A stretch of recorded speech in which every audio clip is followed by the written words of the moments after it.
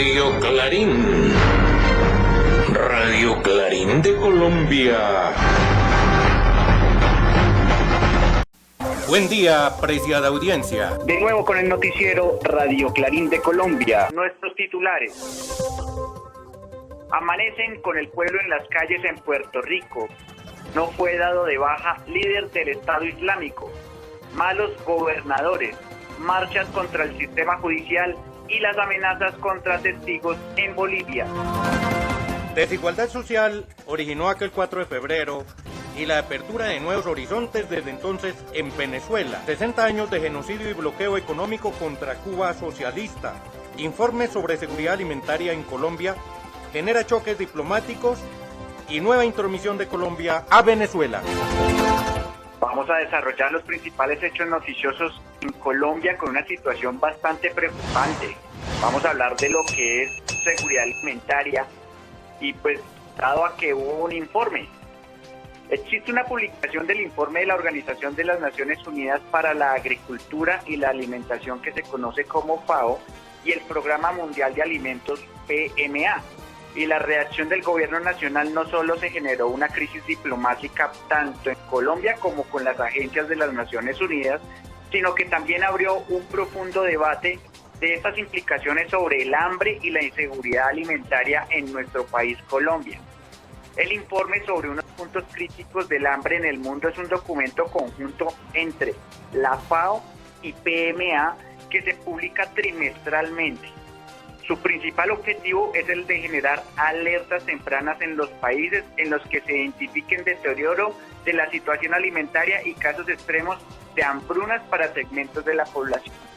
De hecho, el gobierno nacional puede tomar como base este informe y tomar acciones de prevención o reacción para evitar así este tipo de señalamientos por parte de entidades u organismos internacionales. El mensaje del informe no fue en ningún momento que va a haber una hambruna generalizada en el país o que se va a dar una escasez de alimentos. El principal mensaje del informe fue generar una alerta temprana, como se lo estamos indicando a la audiencia de Radio Clarín de Colombia, ante un posible deterioro de seguridad alimentaria en algunos segmentos de la población, como por ejemplo, inseguridad alimentaria. De acuerdo con el informe de necesidades humanitarias 2022, 7.3 millones de personas en Colombia se encuentran en situación de inseguridad alimentaria o con necesidad de ayuda alimentaria, desplazamiento forzado, crisis migratoria, inflación, demoras en la implementación del acuerdo de paz e inestabilidad política y social. En ese sentido, al referirse solamente a la disponibilidad de alimentos en el país, que fue la única respuesta que dio el gobierno, ignora las otras dimensiones de la seguridad alimentaria como el acceso, el consumo oportuno y la cantidad y calidad de los alimentos. El deterioro de estas condiciones empeora de manera integral la seguridad alimentaria y es lo que puede producir la crisis. Finalmente, la situación por la que pasan varias regiones del país tampoco se pueden subestimar, como el caso de los niños indígenas en Puerto Carreño y el caso de la sentencia T-302 de la Corte Constitucional que obliga al Estado, escuchen esto, a garantizar el derecho a la alimentación, la salud y el agua a niños y niñas de La Guajira. Y no olvide, querida audiencia, cambiemos el rumbo del país. Muy fácil, este 13 de marzo, hacer mayorías en el Congreso de la República. Pida allí su tarjetón una vez habiliten su cédula de ciudadanía. Cámara de Representantes, Pacto Histórico. Senado de la República, Pacto Histórico. Y pida el tarjetón de la consulta, Pacto Histórico, Gustavo Petro Urrego, presidente. Y continuamos con el análisis de Colombia. Ahora el ministro de la Defensa, que yo diría la indefensa, Diego Molano, creyéndose el canciller porque está usurpando funciones, claro está, informa que con base a información de inteligencia, que a la fecha por cierto no ha mostrado, manifiesta que tropas rusas están en Venezuela cerca a límites con Colombia. Oiga, pero este man sí que se estará pensando. ¿Y cómo no dice nada de tantas tropas gringas cerca a la frontera con Venezuela? Este le genera demasiada urticaria a los rodilleros del amo norteamericano. mas nunca dicen qué hace la brigada élite estadounidense en Colombia, aunque un tribunal emitió orden de suspensión inmediata de sus actividades que el gobierno ha desacatado. Estos, más la permanencia de un elevado número de tropas desde hace años, porque no es ayer, reforzada con la presencia de 7 bases militares gringolandias, muy cerca a la frontera con Venezuela, como quien dice, Colombia con derecho a defenderse supuestamente de Venezuela, con el apoyo de los gringos, pero que Venezuela no se defienda y en este caso con apoyo de rusos, chinos, coreanos del norte o de quien toque. El ministro de la Defensa, Diego Molano, afirmó que se han movilizado algunos hombres y unidades de la Fuerza Militar Bolivariana con el apoyo y la asistencia técnica de Rusia a Irán, porque hasta se volvió clarividente. Pero esa clarividencia a don Diego Molano no le sirve para detectar, encontrar y hacer judicializar a los criminales de líderes sociales. ¡Qué ironía de la vida! Dichos pronunciamientos fueron rechazados y desmentidos por la Embajada de Rusia, que está con sede en Colombia. Esas declaraciones irresponsables, dice la Embajada de Rusia, del miembro del gabinete gubernamental parecen aún más impropiadas en vista de la reunión del presidente Iván Duque con los jefes de misiones diplomáticas acreditadas que fue realizada el mismo día, dice el comunicado. Aquí un claro ejemplo de intromisión por parte de Duque, con acusaciones que permiten tener incluso un fortalecimiento de presencia militar norteamericana en Colombia, pero que le duele que Venezuela en su propio territorio lo haga tan bien. Luego de haber escuchado y ampliado las noticias relevantes de Colombia, damos inicio a hechos internacionales desde Puerto Rico. El año del tigre ha iniciado en ese país, con el pueblo en las calles. Así nos lo amplía nuestra corresponsal desde Puerto Rico, Berta Yuberchechi. La escuchamos, Berta. Días, audiencia. El año del tigre ha comenzado en Puerto Rico con la gente en las calles y promete ser una lucha larga y multitudinaria. Parte de la lucha por la liberación de esta colonia están esas otras batallas del diario vivir que no se pueden separar del movimiento por la descolonización y la soberanía, y que eventualmente al fusionarse lograrán romper las cadenas impuestas por el imperio yanqui. En cuestión de días, y como respuesta al recién aprobado plan de ajuste de la deuda impuesto por la criminal Junta de Control Fiscal del Congreso de los Estados Unidos, que plantea un escenario de tanta austeridad que llevaría al pueblo a la más absoluta miseria, se han levantado en paro amplios sectores del servicio público, desde jubilados, bomberos, maestras y maestros y hasta la policía, ante los cuales el gobierno local responde con la insensible postura de decir cada cual escoge su trabajo, como si un sueldo de miseria fuera el destino de los servidores públicos. A este ambiente de lucha se han sumado los ambientales, reclamando la no imposición de las llamadas mini plantas nucleares y el cese definitivo de la generadora AES con su carbonera tóxica, ambas para la generación de energía. También se suman a esta ola de reclamos en la calle las exigencias de la derogación de la Ley 22 que hace de Puerto Rico un paraíso fiscal para millonarios extranjeros que nos roban el terreno. Como ejemplo de una acción espontánea del pueblo, se convocó por las redes a una concentración en una de nuestras playas públicas que millonarios extranjeros pretendían usar como su playa privada porque construyeron una casa de $1 millón en el lugar. A la acción acudieron familias enteras para disfrutar de nuestro bien común con comidas, música y deporte de playa, dando el mensaje de que las playas, por ley, son un bien público y no dejaremos que invasores extranjeros se apoderen de lo nuestro. Una de las consignas más usadas estos días es la de Gringo, go home. Desde Puerto Rico, para Radio Clarín de Colombia, les habló Berta Yuberchechi. Fuera gringo, lógicamente, ¿cómo así todavía? Claro que es que ellos se siguen creyendo todavía sobre la política o el dicho Monroe, que dice América para los americanos, pero entonces cuando dicen América es todo el continente. Y cuando lo reducen, para los americanos, es ahí al norte los mandíbulas largas están. Bueno, gracias Berta.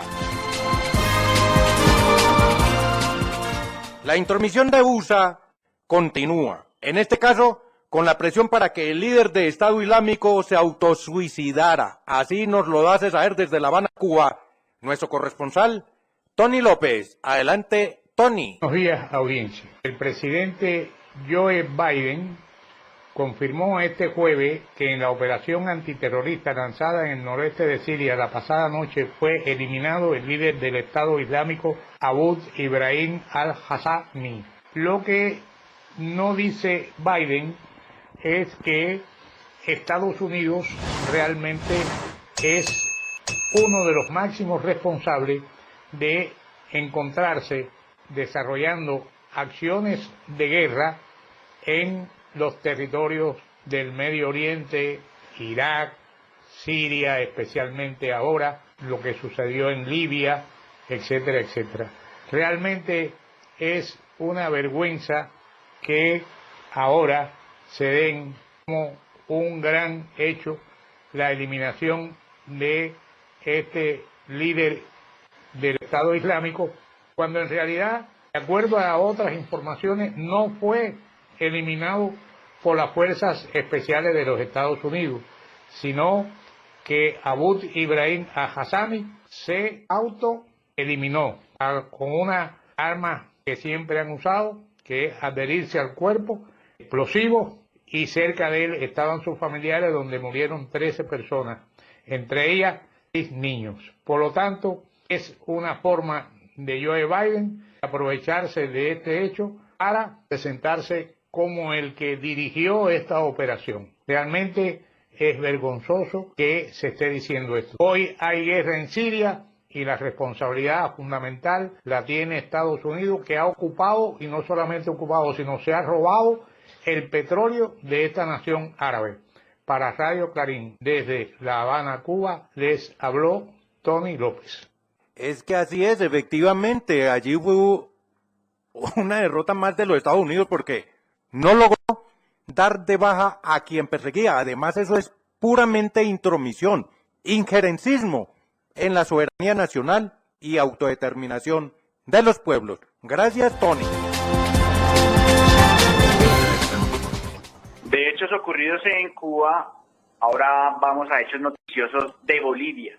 3 gobernadores se destacan en ese país no por buenos, sino por malos. Así nos lo amplía nuestro corresponsal desde Bolivia, Edgar Freddy Vázquez. Lo escuchamos, Edgar. Audiencia. Hasta el momento, 3 gobernadores se destacan en Bolivia, no por lo bueno, sino por lo malo. Fernando Camacho de Santa Cruz, el golpista fascista que no trabaja. Santos Quispe de La Paz, el borracho que usa su despacho como bar y que tampoco trabaja. Y Johnny Mamani de Potosí, el de los contratos y ambulancias fantasmas que encubre el gobierno. Diputada cruceña de la oposición amenaza a testigos que la denuncian por beneficiarse con ítems fantasmas. Y no es la única. Y la comisión de investigación para esos casos no acaba de conformarse y es suspendida por la ausencia de diputados oficialistas. Varios sectores de la población se movilizan demandando castigo y revocatoria de jueces y fiscales corruptos que liberan a feminicidas y violadores.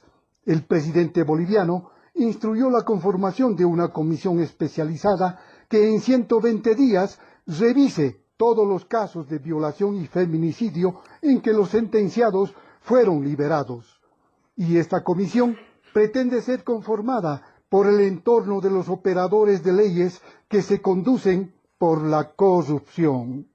Así estamos, practicando la vida social hipócrita, corrupta y decadente que promueve y desarrolla el imperio capitalista. Pero los pueblos seguimos luchando por una forma de vida comunitaria. Desde Bolivia, para Radio Clarín de Colombia, les habló Edgar Freddy Vázquez Palenque. Señor Camacho, y señores amigos de cruceños, dejándose envolver. Ya. Muchas gracias, Edgar Freddy.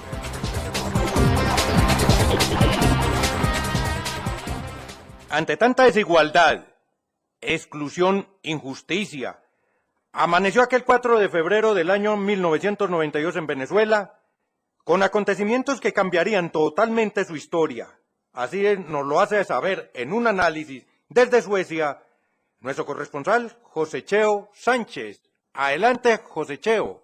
Saludos, amigas y amigos. Ante tanta exclusión, desigualdad, injusticia, inmoralidad, amanece el 4 de febrero de 1992, hace 30 años, a pesar de su fallido intento, con un joven militar que alborotó al desaliento y a la desesperanza que se vivía. Una luz en el camino cargada de dignidad patria. Asumió su responsabilidad como hombre patriota y dejó un por ahora que impregnó de esperanza para seguir aguantando la mediocridad imperante. En 1998 se hizo presidente nuestro joven militar y se convirtió en comandante Chávez.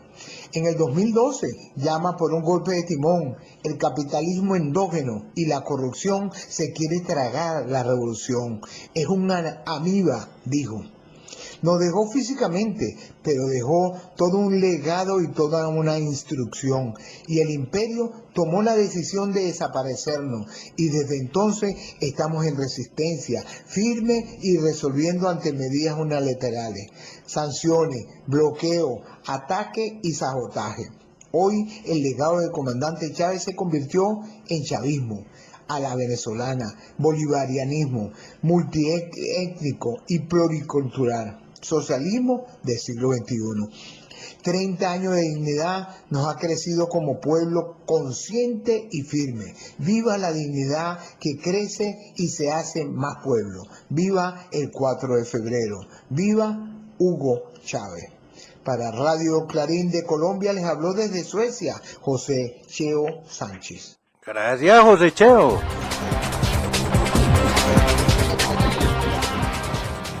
Ampliamos hechos noticiosos para la audiencia de Radio Clarín de Colombia ahora desde Venezuela. Mes trascendental en la historia de ese país, siendo febrero un mes de luchas y apertura de nuevos horizontes. Así nos lo hace saber nuestro corresponsal desde Venezuela, Marcos Rondón. Lo escuchamos, Marcos. Buen día, audiencia. Desde la tierra de Bolívar le damos la bienvenida al mes de febrero, mes trascendental en la historia contemporánea de Venezuela. Es un mes de lucha, combativo, de victoria y apertura de nuevos horizontes para la patria. Uno de los principales hechos fue el llamado Caracazo el 27 y 28 de febrero de 1989, que marcó el inicio del proceso bolivariano impulsado por el presidente Chávez. Recordemos que fue una sublevación popular contra las políticas neoliberales que imponía el Fondo Monetario Internacional. Luego, un 4 de febrero de 1992, una nueva rebelión, en este caso militar, contra esas políticas neoliberales, intentona liderada por el comandante Hugo Chávez Frías, donde envió aquel mensaje contundente al país, asumiendo la responsabilidad del lanzamiento militar, y con esa frase: por ahora no se han logrado los objetivos planteados, pero el país tiene que enrumbarse a transformaciones profundas. Y es en el año 1999, un 2 de febrero, que el comandante Chávez asume la presidencia de Venezuela y jura ante la moribunda Constitución y decreta un referéndum para impulsar el proceso constituyente y el inicio de la revolución bolivariana. Hoy la patria de Bolívar está siendo asediada por un criminal bloqueo económico y son grandes los desafíos y luchas que este pueblo está dando. Desde Venezuela, para Radio Clarín de Colombia, les habló Marcos Rondón.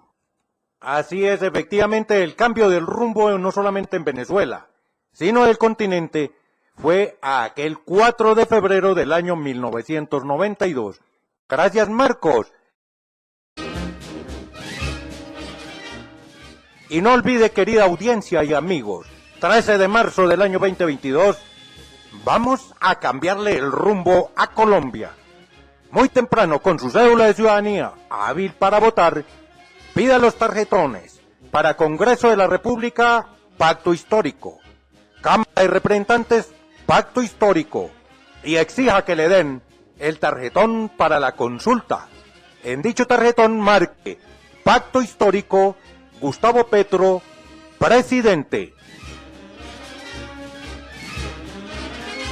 La diputada de Creemos, Heidi Muñoz, amenaza de muerte a testigos de los ítems fantasmas, tal como nos lo hace saber nuestro corresponsal Fernando Gonzaga. Adelante, Fernando. Buenos días, audiencia. Empezamos con las noticias en Bolivia.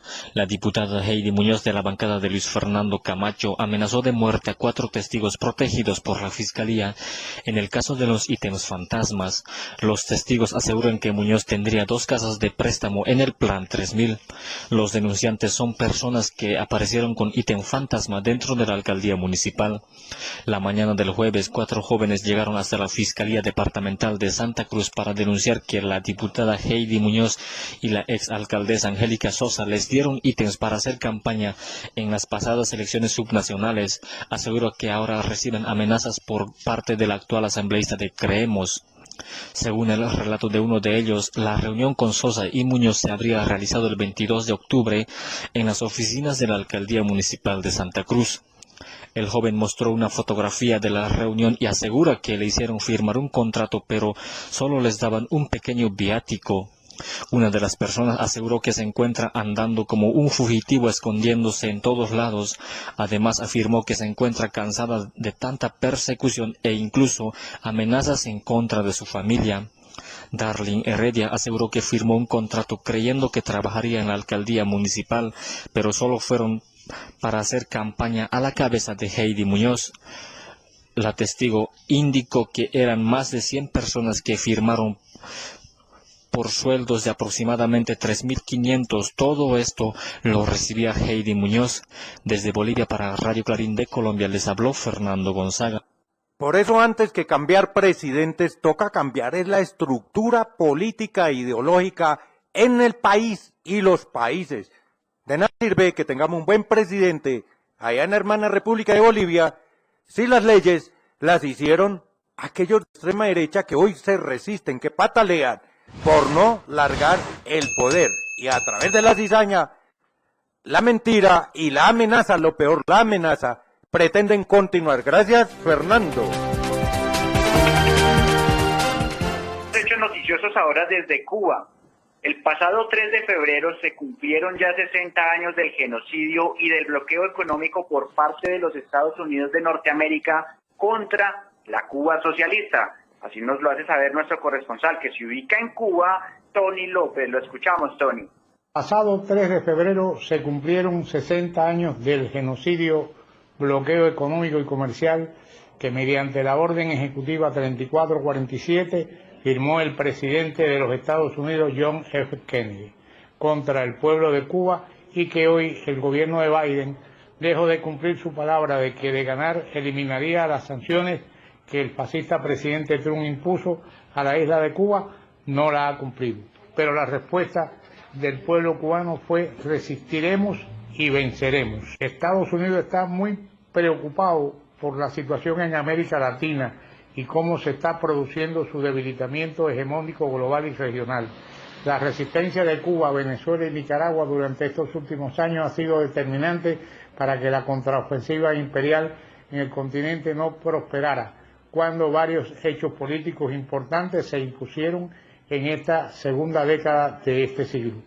El impulso integrador de México en la cumbre de la CELAC, la recuperación paulatina de Venezuela y la derrota de Estados Unidos y Colombia en apoyo a los planes contrarrevolucionarios de la oposición terrorista de Juan Guaidó y Leopoldo López, la reelección de Daniel Ortega y el aplastante triunfo del Frente Sandinista en las pasadas elecciones de noviembre del 2019, la rehabilitación del ALBA, la derrota del fascismo en Chile y el triunfo de Xiomara Castro en Honduras y la demostración científica de Cuba con sus vacunas anti-COVID y sus firmes posiciones del pueblo que en 7 horas derrotó la intentona del golpe suave del 11 de julio del pasado año, plan dirigido, organizado y financiado por Estados Unidos y la mafia de Miami, ha sido un duro golpe y es la demostración más palpable. No debe olvidarse los hechos del terrorismo de Estado, consecuencia económica, social y política por los gobiernos aliados de Estados Unidos, como las masacres de Colombia, Chile y Ecuador en el pasado 2019 y 2018. Décadas sentadas por el modelo neoliberal, obviamente fracasado. Los pueblos no olvidan y esto está pasando factura. Para Radio Clarín desde Colombia, desde La Habana, Cuba, les habló Tony López. Gracias, Tony.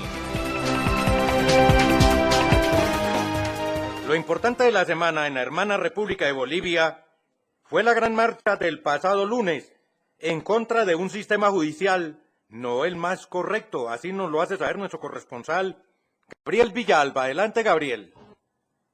Buen día, querida audiencia. Los hechos más sobresalientes en Bolivia tienen que ver con la gran marcha que se suscitó el día lunes en contra de un sistema judicial totalmente corrupto y podrido. Un sistema judicial cuyas estructuras datan desde 1825, aquellos doctorcitos de Charcas que fundaron la República de Bolivia, y que hasta el día de hoy no se ha podido reformular esas estructuras racistas, coloniales y clasistas. Una marcha en contra de los operadores de justicia, tanto investigadores, jueces, fiscales, por la liberación del feminicida Richard Choque, condenado a 30 años, pero que fue liberado por dádivas de la mala administración del sistema judicial en Bolivia. Por otro lado, tenemos al gobernador del departamento de La Paz, Santos Quispe, que por segunda vez fue encontrado en estado inconveniente. La primera vez fue en un auto oficial consumiendo bebidas alcohólicas, esta segunda vez en su despacho. Sigue el ejemplo de su mentor Félix Pazzi, exgobernador y líder del partido político Tercer Sistema, que obtuvo representaciones subnacionales las pasadas elecciones. Por otro lado, se ha articulado toda una estrategia en contra del movimiento al socialismo que intentan a toda costa vincular a Evo Morales y al movimiento al socialismo con supuestos nexos con el narcotráfico. El actor principal de esta tramoya, de esta estrategia, es el Departamento de Estado de Estados Unidos. Las líneas discursivas, mediáticas y ataques se enfocan a ello. Debilitar al sector cocalero vía difamaciones, infamias y calumnias, para así debilitar al presidente del movimiento al socialismo y por ende al mismo gobierno. Desde La Paz, Bolivia, para Radio Clarín de Colombia, les habló Gabriel Villalba. Gracias, Gabriel. Hemos hechos noticiosos ahora desde Haití. Incierto destino para ese país, porque mañana 7 de febrero es cuando el presidente asesinado terminaría su periodo constitucional. Así nos lo hace saber nuestro corresponsal que se ubica en Haití, Jean-Cliver Elious. Lo escuchamos, Jean-Cliver. Buen día, amada audiencia. ¿Qué va a pasar con Haití el próximo lunes 7 de febrero, que normalmente marcaría el fin del mandato del expresidente asesinado, como todos lo sabemos, por mercenarios colombianos que fueron pagados por la oligarquía haitiana en complicidad de los yanquis a través de la Embajada de Estados Unidos en Haití? El actual primer ministro de facto, el doctor Ariel Henry, cuenta quedarse con el poder después del 7 de febrero, mientras hay un acuerdo entre una clase política muy dividida en Haití, donde eligen a un gobierno para organizar las elecciones, pero Ariel Henry sigue estando en el poder y dice que no va para ningún lado. Él sí o sí va a organizar las elecciones. La comunidad internacional, como siempre, cierra sus ojos cómplices y mirando el país que se está hundiendo cada día más bajo las profundas aguas del imperialismo. Desde Haití, para Radio Clarín de Colombia, les hablo Jean-Cliver Elious. Hombre, de verdad, señor primer ministro, permita las elecciones, bájese del trono, que ese no es el suyo. Gracias, Jean-Cliver Elious. Y así, querida audiencia, hemos llegado al final de esta emisión. Hasta el próximo día. Radio Clarín. Radio Clarín de Colombia.